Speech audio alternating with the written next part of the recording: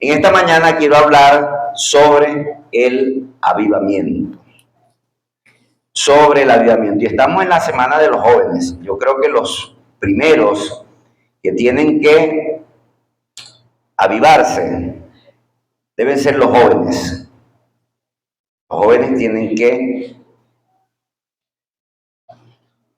hacer que sus corazones, sus vidas, sean llenas del Espíritu Santo. Por eso leímos allí en Hechos 2.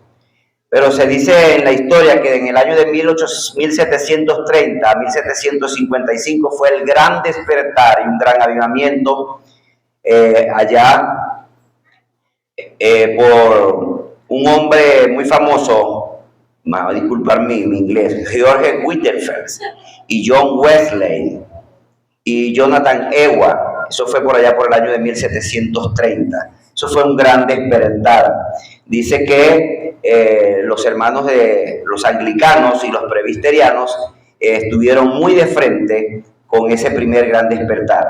Y en el 1790 hasta 1840 hubo otro gran despertar. Y en ese gran despertar estábamos metidos los metodistas y nosotros los bautistas. De verdad que hermoso. También siguiendo con el avivamiento en el mundo, tenemos que reconocer la labor y el gran trabajo de Moody, ¿okay? De Charles Spurgeon, de Taylor, de William Brock y de George Mueller. Fueron hombres que predicaron y que llevaron el evangelio para que el mundo tuviera un gran avivamiento. Y Jonathan Edwards, ¿verdad?, un teólogo colonialista y ministro congregacionalista de Massachusetts, fue el principal impulsor del primer gran despertar. Y Moody fue discípulo de él. Y el resto de los predicadores como Bill Sunday, Ruben Terry, William Chan y Fais Mill y Sam Young y George Stewart fueron discípulos de Moody, que fue un gran hombre que predicó. Pero después, un poco más adelante, por allá por el año de 1906 a 1913, entonces allá en los Estados Unidos, dice que hubo el avivamiento de la calle Azusa. Y ese avivamiento fue liderizado por los hermanos pentecostales. Empezaron a predicar el evangelio hoy no vamos a hablar de doctrina, ¿no? Pero ustedes saben lo eufórico y lo alegre que son los pentecostales, y ellos en esa época comenzaron a predicar y a llevar el mensaje allí en esa famosa calle que se llama la calle Azusa. Dice que se caracterizó este movimiento por la entrega de Biblias. Bueno, y hoy en día se sigue el movimiento de entrega de Biblias en el Nuevo Testamento a través de los Gedeones, ¿no?, y de Sociedades Bíblicas Unidas. Dice que ellos rompieron la barrera del sexo, del racismo, de cualquier otro tipo de discriminación, predicando y llevando el evangelio. Es decir, que ellos fueron los impulsores, los que mencioné anteriormente, y el movimiento pentecostal de un gran avivamiento en el mundo. Pero es interesante, como decía anteriormente, que nuestros jóvenes puedan ser parte de ese gran avivamiento que debe existir primeramente en nuestras vidas. Si nosotros tenemos avivamiento en lo interior de nuestras vidas, eso se va a reflejar en la iglesia. Si cada uno de nosotros estamos avivados, la iglesia va a estar avivada. No esperemos que la iglesia se avive para nosotros hacer lo mismo. No, es al contrario. Todos nos avivamos y entonces vamos a tener una gran concentración de iglesias que están avivadas.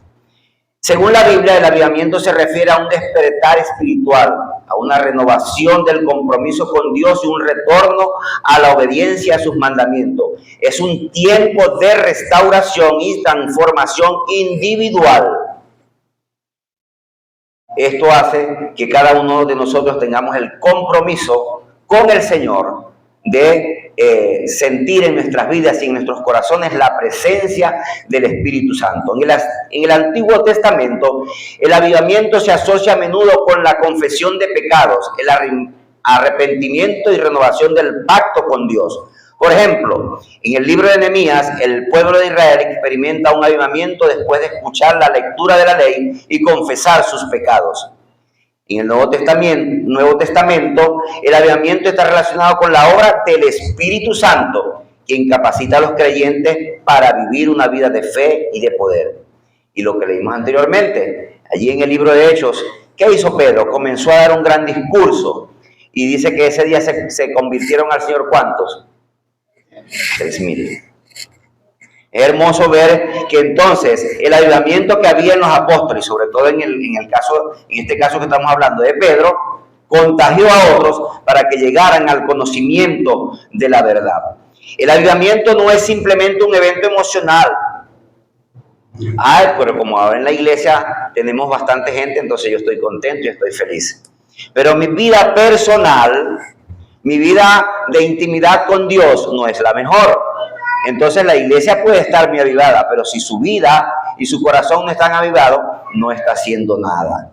Debemos avivarnos personalmente. Es una relación íntima entre Dios y cada uno de nosotros. También hay algunos ejemplos característicos en la palabra.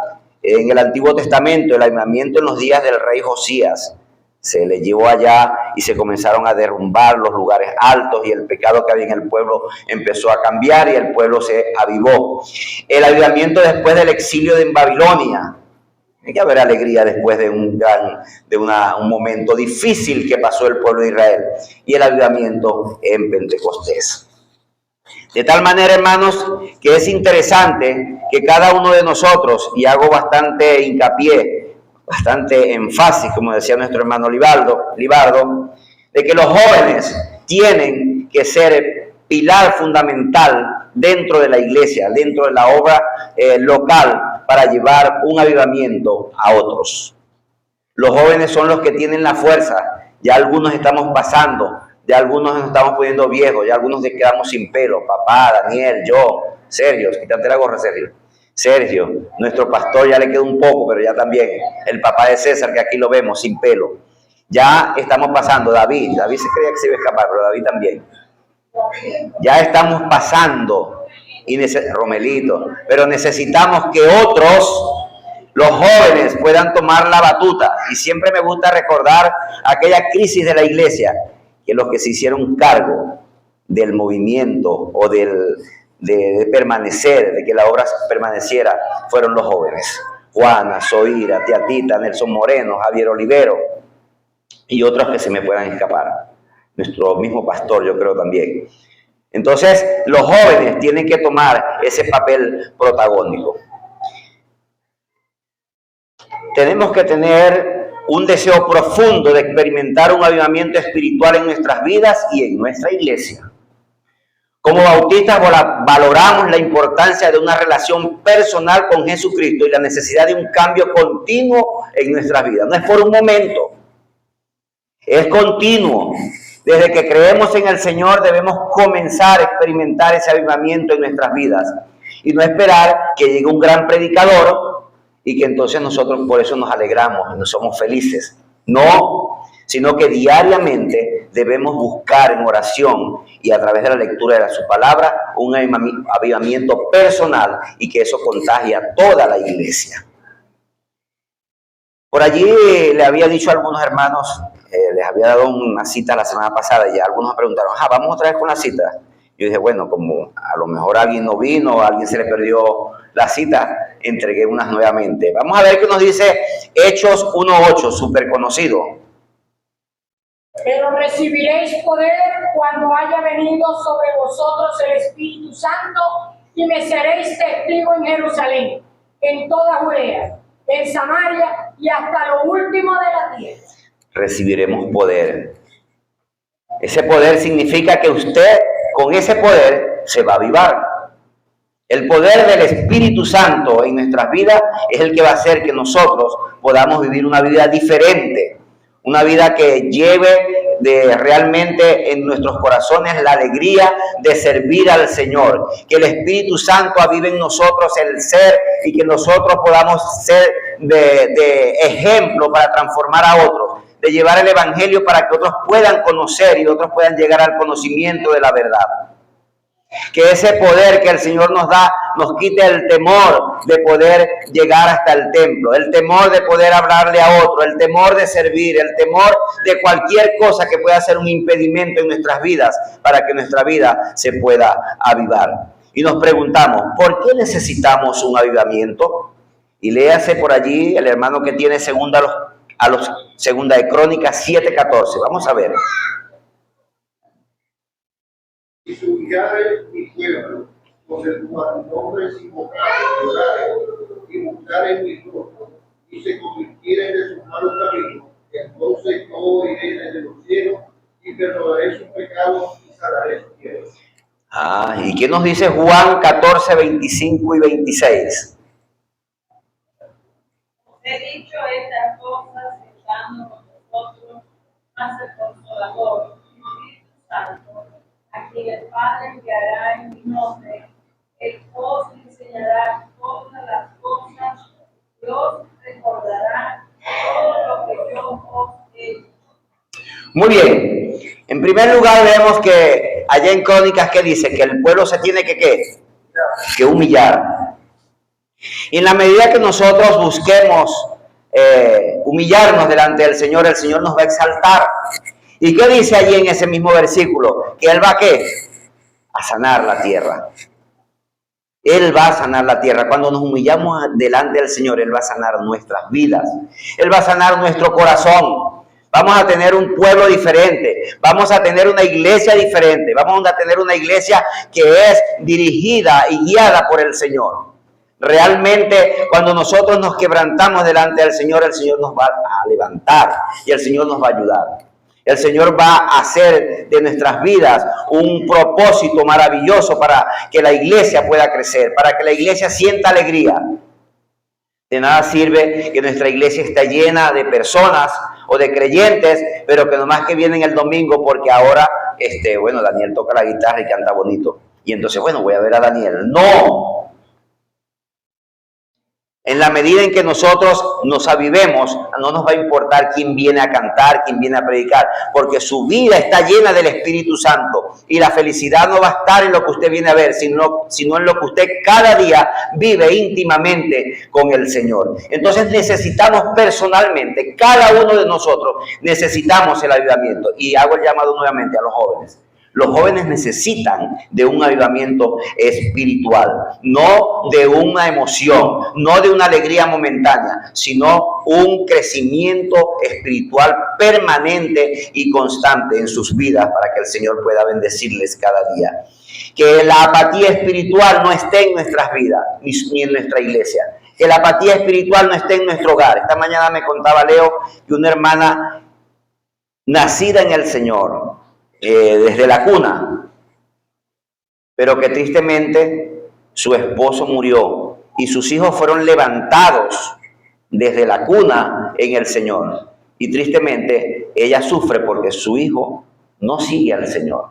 Después que murió su papá, se cerró, no conversa con nadie, no hace nada, ni siquiera va al templo. O sea, qué cosa tan extraña, que alguien que se levantó en la iglesia, que creyó en el Señor porque se le murió su papá, ahora no quiere servir al Señor. Qué cosa tan extraña. Entonces, que los males de la vida, los problemas de la vida, no hagan que nuestro avivamiento mengue, sino por el contrario, las vicisitudes de la vida nosotros podamos saltarlo, los problemas, y podamos llegar a la meta final, que es la salvación, que es la vida eterna. Y que ese Espíritu Santo no lo dejemos apagar, sino que siempre esté encendido en nuestras vidas. ¿Qué nos dice Santiago 4:10? Humillaos delante del Señor y Él os exaltará. Fíjense, lo dije ahorita. Humillaos delante del Señor y Él nos exaltará. Debemos en primer lugar humillarnos ante Dios. El avivamiento comienza con la humildad. Debemos reconocer nuestra necesidad de Dios y confesar nuestros pecados. En la medida que nosotros podamos decirle al Señor que hemos fallado y que necesitamos de su ayuda, de su mano para seguir adelante, en esa medida el Señor nos va a bendecir, el Señor nos va a ayudar. Debemos orar fervientemente. ¿Qué nos dice Romanos 12:12? Vosotros la esperanza, sufrido en la tribulación, constantes en la oración. Constante, siempre. La oración tiene que ser siempre. Hay unas iglesias, tuve una iglesia en San Cristóbal y los hermanos hicieron un oratorio. Así lo llaman. Y la hermana dijo, hermano, quiero que vea el oratorio. Imagínense ustedes la congregación y usted cuando entra al oratorio, que es aquí para atrás o en cualquier salón, usted entra en otra cosa totalmente diferente a lo que usted ve dentro del templo. Una decoración extraordinaria, bellísima, hermosa, y le dan ganas como de orar, pero no tiene que ser así. O sea, que usted va a orar es porque entró en ese lugar y es bonito y es acogedor. No, constantemente, siempre. Y no estoy en contra de eso, no, se puede hacer, claro que sí, porque sería un lugar hermoso, apartado por un momento del bullicio de la congregación, qué sé yo, ¿no? Pero lo que quiero decir es que no es que más que voy a orar cuando venga para el oratorio. Tengo que orar, dice allí, como dice, siempre, constantemente hay que orar. ¿Y qué nos dice Santiago 5:16? Confesad vuestras ofensas unos a otros. Orad por otros para que seáis sanados. La oración eficaz del justo puede mucho. Fíjense, la oración eficaz del justo. Hay como una condición allí, ¿no? Hay que ser justo para que esa oración pueda llegar al Señor. Señor, que dice que me robó ahí, me quitó dinero del banco, no sé, se le parte una pata, que no está siendo justo. El hermano Daniel se ríe. El hermano que me hizo algo, Señor, se le mueran los perros, eso que tiene ahí, qué sé yo. No, tiene que ser la oración del justo, puede mucho, tiene valor, el Señor la va a escuchar, el Señor va a estar pendiente a nuestro clamor y a nuestra petición. Y primero a los Tesalonicenses 5:17, ¿cómo dice? Entonces fíjense, constantemente, sin cesar, sin cansarnos. ¿Se acuerdan aquella famosa anécdota del hombre que oraba por su amigo para que se convirtiera al Señor? Y, si mal no recuerdo, oró por él 24 años. Y también tenemos nuestro caso aquí en nuestra iglesia. Nuestra tía Irma orando por nuestra hermana Valentina. Por años. Pero llegó un día en que quizás de pronto alguien ha perdido la esperanza de que no llegue al Señor. Pero llegó al Señor. Entonces la oración no fue en vano. Fue constante, fue por siempre, y el Señor contestó esa oración. Entonces tenemos que humillarnos y tenemos que orar, pero también tenemos que estudiar su palabra. ¿Qué nos dice el Salmo 119:9? ¿Con qué limpiará el joven su camino? Con guardar tu palabra. ¿Qué hacen los de los carritos de circunvalación cuando Nuevo Testamento? Tienen las hojas amarillas, hermano, allí en la guantera de aquí arriba del tablero. Y no solo lo de los carritos, ¿no? Para que no vaya a venir por ahí un transportista y bueno, ¿qué le pasa a este señor con los transportistas? En la casa compran una Biblia así grandota, bordes dorados, y la ponen allí en el Salmo 23 y el Salmo 91 y no sé qué otra cosa. Eso no es. Dice que hay que guardarla, pero aquí ve, en el corazón, allí es que hay que guardarla y ponerla en práctica. ¿Qué hacemos con leerla, aprendernos los versículos y no los ponemos en práctica? Y a veces fallamos. A veces hacemos todo lo contrario a lo que leímos en la palabra del Señor. Que siempre esté dentro de nuestra vida el estudiar la palabra. ¿Y qué nos dice Juan 5:39? Escudriñad las Escrituras, porque a nosotros nos parece que en ellas tenéis vida eterna, y ellas son las que dan testimonio de. Escudriñarla, buscar, a ver qué es lo que consigo, pero no como nos enseñó el pastor, que hay gente que busca o piensa una cosa y así que eso no esté basado en la Biblia, él busca un versículo en la Biblia para apoyar su herejía, por decir algo así.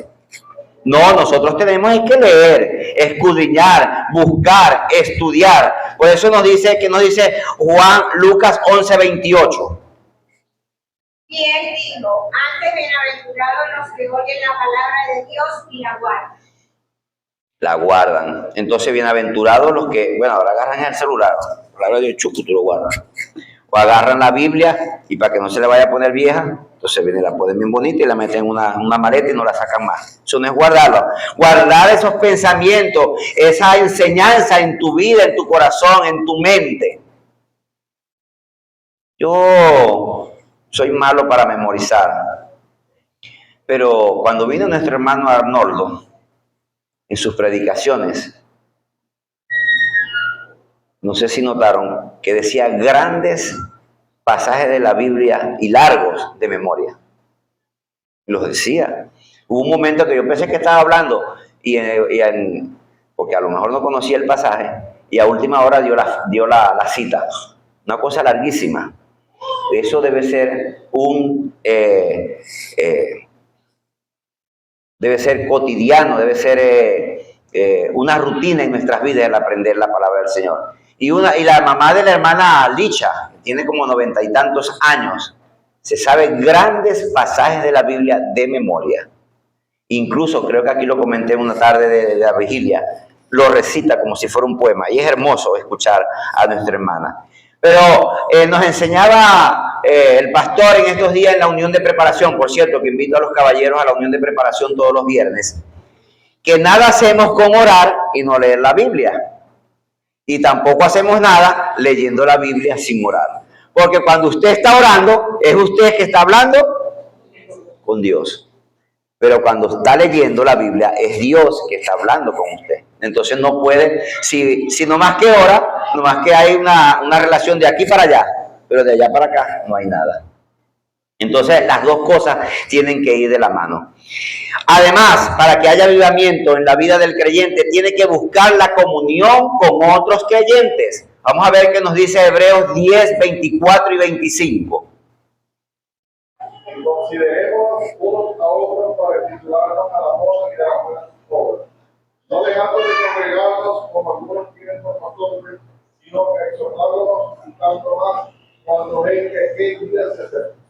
Dice mamá que le contaba a tía Irma, que le decía que el que cree en el Señor viene para la iglesia.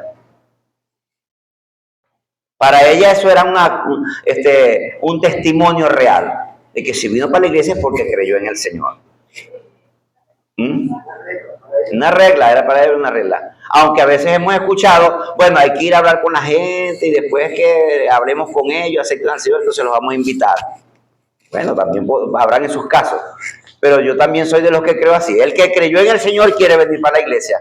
Y si le enseñamos lo que acabamos de leer, entonces vemos que dice que no se dejen de congregar. A lo mejor habían algunos que no venían, como decimos nosotros aquí popularmente, eran un paquete. A lo mejor no venían, pero nosotros tenemos que insistir y hacer hincapié de que hay que asistir a la iglesia, al templo, a congregarnos, a tener comunión los unos con los otros. Vamos a ver qué nos dice Salmo 133:1, súper conocido. Ahí tienen a Romerito, de memoria. Usó la Biblia. Ok, tipo párvulo. Ok, entonces fíjense, ¿qué dice allí? Que es hermoso habitar los hermanos juntos en armonía. Sería cómico que viniéramos en la escuela dominical y todo el mundo peleaba, que todo el mundo agarra uno con otro. Si invitamos a otro no va a querer venir. ¿Para qué voy a ir para allá? Ya la gente lo que hace es que pelea. Entonces es un compromiso nuestro que nosotros vengamos al templo, que nos congreguemos en armonía, que nos amemos los unos a los otros, que no haya diferencia, sino que el avivamiento del Espíritu Santo en nuestras vidas haga que nosotros podamos compartir juntos. Y por último, para que haya un avivamiento, tenemos que compartir el Evangelio. Súper conocido, Mateo 28, 19 y 20. A ver, ¿quién me lo lee? Y hacer discípulos a todas las naciones, dándoles el nombre del Padre y del Hijo y del Espíritu Santo, enseñándoles que guarden todas las cosas que os he mandado, y aquí yo estoy con vosotros todos los días hasta el fin del mundo. Amén. Entonces es un mandato del Señor, es una orden. Hay que ir y predicar el Evangelio. Hay que llevar las buenas nuevas de salvación para que otros puedan llegar al conocimiento de la verdad. Y si usted tiene avivamiento en su vida, usted quiere que otro también se avive. Usted quiere que otro llegue al Señor. Hay gente que cuando cree en el Señor, inmediatamente quieren llevar la palabra al esposo, a la esposa, al papá, a la mamá, a los hijos. Porque en su vida está avivada, su vida hay un cambio, hay un momento de felicidad, hay un momento diferente y quiere que otros puedan experimentar eso. Entonces hay que llevar el mensaje de la palabra del Señor porque eso nos lo ordenó el Señor. Y fíjense lo que nos dice Isaías 6:8. Después oí la voz del Señor que decía, ¿a quién enviaré y quién irá por nosotros? Entonces respondí yo, heme aquí, envíame a mí. A ver, ¿cuántos hemos dicho heme aquí? Nos digan todos, porque toditos el Señor nos llamó y... ¿cuántos hemos dicho heme aquí? Amén, ¿verdad? Y si nosotros decimos heme aquí, entonces resulta que tenemos que hacer lo que dice la Gran Comisión. Tenemos que llevar el Evangelio.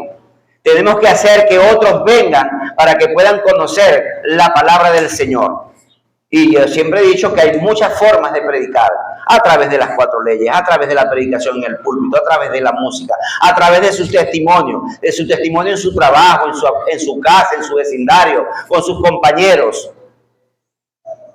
A través de leer la palabra con otros. Hay muchas formas de llevar el Evangelio. De tal manera que no tenemos excusas para llevar la palabra de Dios. Yo me imagino cuando estemos allá en el cielo y empiecen, Ariel, ¿cómo hiciste para llevar el Evangelio? Bueno, yo prediqué los domingos por allá un día. Y para la jornada fue un día. Y Jovino. Y Culey. Y cuando le pregunten a papá, bueno, yo hice esto. Usted fue como el hermano Olivardo. Sí, bueno, pase para allá también. Aprobados. Ojalá que todos tengamos la disposición, la alegría y el compromiso de llevar el Evangelio. Que no sea por momentos. Porque vino la marcha y entonces vamos a salir. Porque hay la campaña de X cosa y entonces vamos a... No, que sea constante, que sea un reflejo que en nuestras vidas de que vamos a llevar el mensaje de la palabra del Señor. Ahora bien, ¿cuántos de los que estamos aquí nos hemos humillado? En primer lugar, ¿cuántos hemos orado constantemente y fervientemente? ¿Cuántos estamos estudiando la Biblia en todo momento? ¿Cuántos estamos asistiendo buscando la comunión y la alegría con los hermanos? ¿Cuántos estamos compartiendo el Evangelio? Estas 5 cosas deben ser una realidad en nuestra vida. Estas 5 cosas deben ser importantes. Y si yo dejo de hacer una, no significa que no voy a hacer las otras 4, porque a lo mejor, bueno, por X causa no puedo hacer alguna. Pero hay unas que son primordiales y vitales y básicas, no las podemos dejar de hacer. ¿Y quién de los que está aquí quiere humillarse delante del Señor? Porque quizás no ha llegado uno a predicarle personalmente. O quizás alguien no lo ha enseñado a orar. O quizás alguien no le ha enseñado a cómo leer la palabra del Señor. Bueno, en esta mañana es la oportunidad para que pueda decir, bueno, me quiero humillar, quiero orar, quiero leer la Biblia, quiero compartir con la iglesia y quiero llevar tu palabra. Vamos a orar, vamos a poner de pie.